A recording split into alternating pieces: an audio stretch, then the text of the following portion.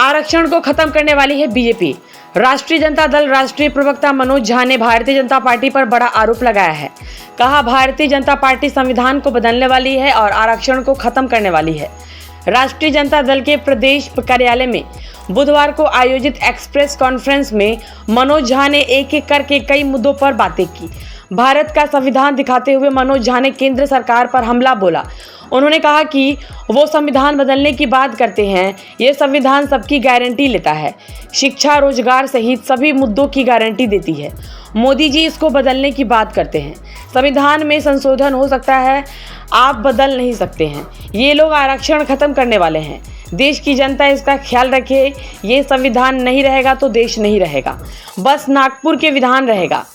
देश की जनता को संविधान बचाना है। हमारे संकल्प पत्र में सब कुछ संविधान से लिया गया है।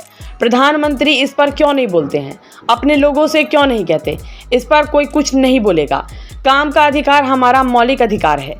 तेजस्वी जी इसका जिक्र कर रहे हैं। संविधान बचाने का चुनाव है, ये सबको एक साथ आना होगा।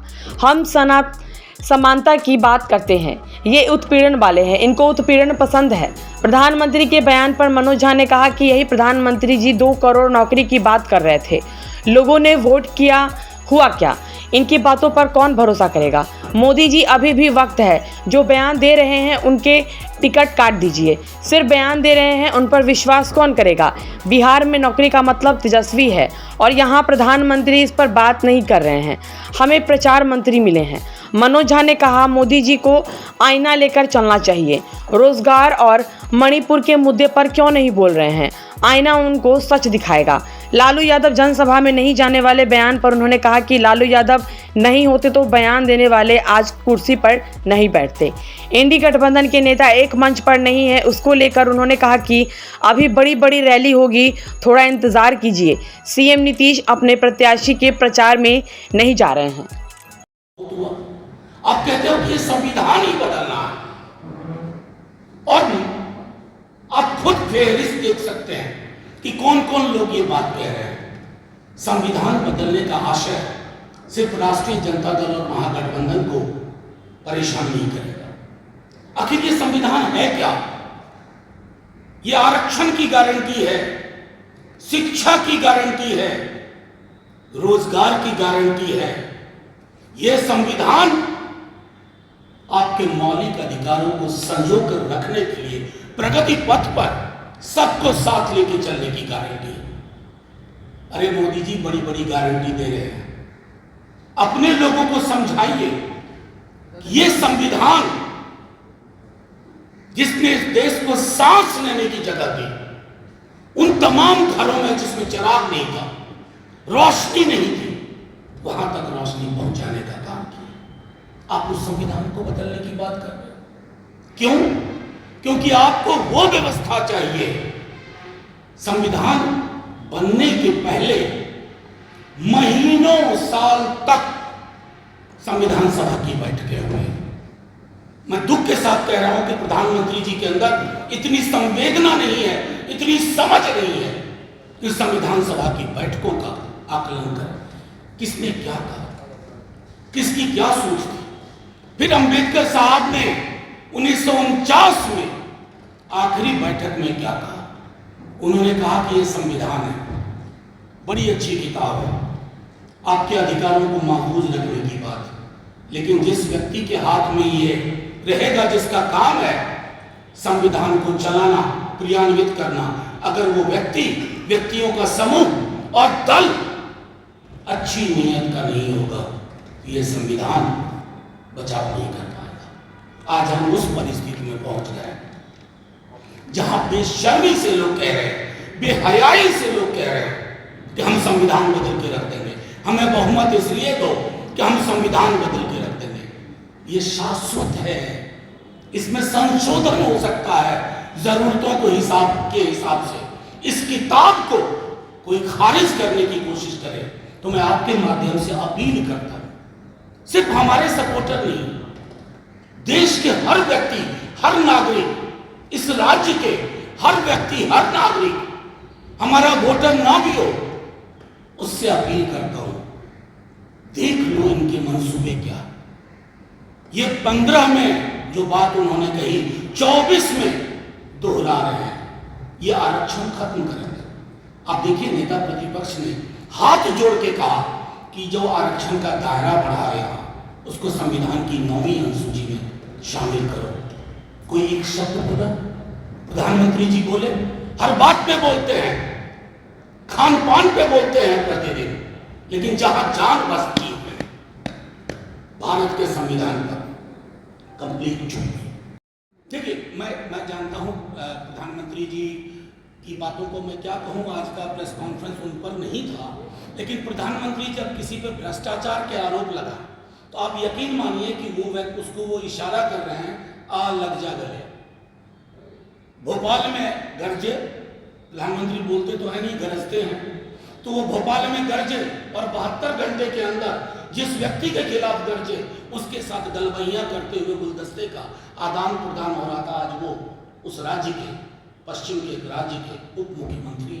तो प्रधानमंत्री जी की बातों को जो एक उसमें जो गांभीर्य होना चाहिए, अब बिहार आए हैं, आप ही देखिए, नेता प्रतिपक्ष डेली नौकरी पे बात कर रहे हैं, महिलाओं के आर्थिक सबलीकरण पे बात कर रहे हैं, अग्निवीर को पुरानी व्यवस्था पर लेने की बात कर रहे हैं, रेलवे की नौकरियों को 14 के पहले की व्यवस्था पर लेने की बात कर रहे हैं। प्रधानमंत्री जी, एक शब्द मैं आपसे आग्रह करता हूं, ईमानदारी से बता दीजिए, जिस राज्य में नौकरी का मतलब तेजस्वी हो गया है, हमारे भाजपा के लोग भी ये कहते हैं, उस राज्य में प्रधानमंत्री जी नौकरी पे चुप रहते हैं। उस राज्य में प्रधानमंत्री जी ठोस मौलिक मुद्दों पे चुप रहते हैं। जिस दिन प्रधानमंत्री जी लोक सरोकार के मुद्दों पर बोलने लगेंगे, इस देश को अपना प्रधानमंत्री मिलेगा।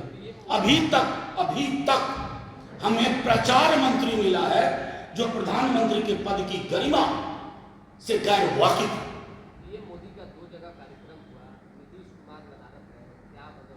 मैं इस पर टिप्पणी नहीं करना चाहता। मैं चाहता हूं कि नीतीश जी स्वविवेक से निर्णय लें। बावजूद उसके कि उनके विपक्ष में हम लड़ रहे हैं, उनका मंच में ना रहना, अनुपस्थित रहना या अनुपस्थित कर दिया जाना हम सबको आहत करता है। ये कौन बोल रहे हैं? कह रहे हैं कि इसीलिए लालू प्रसाद यादव जनसभा में नहीं जा रहे। नहीं, आप उनकी बातों को इतनी गंभीरता से लेते हैं, बीजेपी के लोगों को उतनी जरूरत नहीं है। वो तमाम लोग ऐसे हैं ना जो आज टिप्पणी कर रहे हैं। लालू यादव नहीं होते ना, 1990 का सत्ता व्याकरण नहीं बदला होता तो आज भी किसी के दरवाजे पे कुर्सी पे नहीं बैठे होते, नीचे बैठ करके कहते हम लोग कुछ दिया दो। मतलब इस तरह की अशोभनीय टिप्पणी के लिए राजनीति में कोई जगह नहीं होनी चाहिए। तेजस्वी जी किसी पे व्यक्तिगत टिप्पणी कर रहे हैं, आपको मैं पूछता हूं चैलेंज करते हुए, पीएम पे टिप्पणी की एक भी नहीं, किसी बीजेपी नेता पे नहीं। नौकरी की बात कर रहे हैं, स्वास्थ्य की बात कर रहे हैं, बिहार के विकास की बात कर रहे हैं और एक आधार पे बात कर रहे हैं कि 17 महीने में हमने ये किया। उस पर बात होनी चाहिए ना कि आप अंट शंट इस तरह की अशोभनीय चीजों को आप लोग ट्रैक्शन दे देते हैं। उन लोगों को भी कहिए कि आप मौलिक मुद्दों पे आइए। चुनाव थाली पे होता है, थाली के साइज पे होता है, पड़ोस के सौहार्द पे होता है, चुनाव रोजगार पे होता है। दुनिया में किसी भी देश में चुनाव उन मुद्दों पे नहीं होता है जिन मुद्दों पे लड़ने की कोशिश कर रहे हैं प्रधानमंत्री जी और उनके तमाम आनुषंगिक संगठन। एक और दूसरों का ले लें।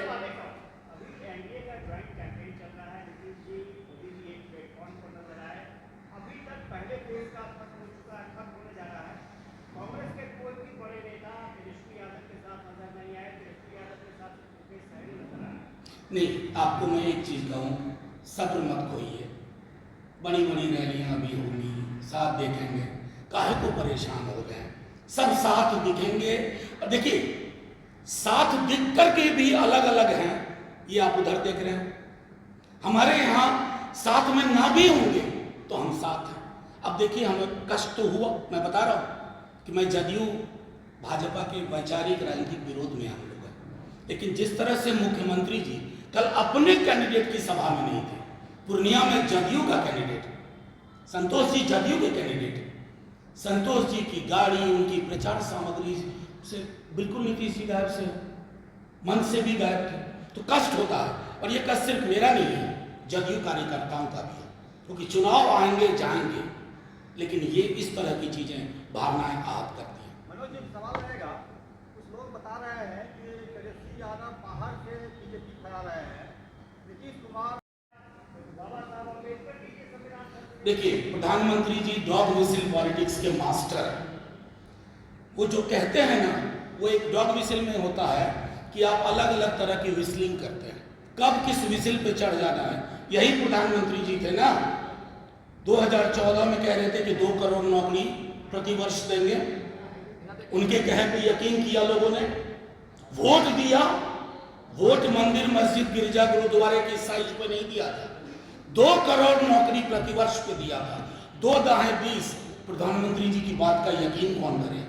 प्रधानमंत्री जी, कृषि कानून मैं गवाह हूं, संसद में था, हमने हाथ जोड़ के कहा था प्रधानमंत्री जी इस बिल को ऐसे मत पास करें, ये किसान विरोधी है, ये देश के संविधान के मर्म के खिलाफ है।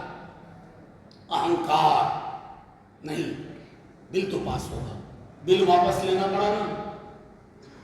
सड़क की उभार ने उनके अहंकार को चकनाचूर करके रख दिया और फाइनली उनको विड्रॉ करना पड़ा। प्रधानमंत्री जी के पास में छोटा विकल्प है। अब जैसे एक उदाहरण दूं आपके सवाल से, एक मोहतरमा एक मेंबर थी, मेंबर पार्लियामेंट भोपाल से, उन्होंने गांधी जी के बारे में अशोभनीय टिप्पणी की, गोडसे को सबसे बड़ा देशभक्त बताया। प्रधानमंत्री जी ने क्या कहा सुना, आपको याद होगा, मैं उनको मन से माफ नहीं कर पाऊंगा। ये वाली माफी मेरी समझ में आज तक नहीं है कि मन से माफ नहीं कर पाऊंगा। और प्रधानमंत्री जी, अभी भी आपके पास वक्त है, आप उन तमाम लोगों को जिन्होंने कहा है उनके टिकट हटा दीजिए कि ये चुनाव नहीं लड़ेंगे हमारी पार्टी से, तब बात होगी। ये 2 तरह की बात नहीं होगी, कुरकुर भी हां और मुरमुर भी हां ना। इसके प्रति प्रतिबद्धता है तो दिखाइए अपने मनसा वाचा कर्मणा में, क्योंकि देश का बहुजन, दलित, पिछड़ा, अत्यंत पिछड़ा, अकलियत और अक्सरियत का बड़ा हिस्सा जाग चुका है। आप उसको मिसलीड नहीं कर सकते। प्रेम कुमार के सामने जो संविधान बदलने की बात